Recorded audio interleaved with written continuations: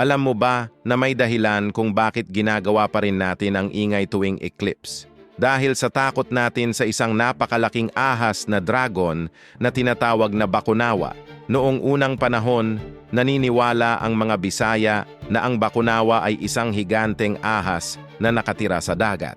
Sobrang laki nito na kayang lunukin ang buwan at araw. Sabi ng alamat, may 7 buwan dati sa kalangitan, pero kinain ng Bakunawa ang 6, kaya isa na lang ang natira. Kapag may lunar eclipse, naniniwala ang mga ninuno natin na nilalamon ng Bakunawa ang buwan.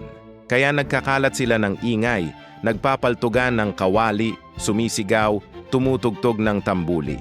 Ginagawa pa rin ito ngayon sa Cebu at Bohol. Nakasulat pa sa mga dokumento ng mga prayle na nakita nila ang ritual na ito.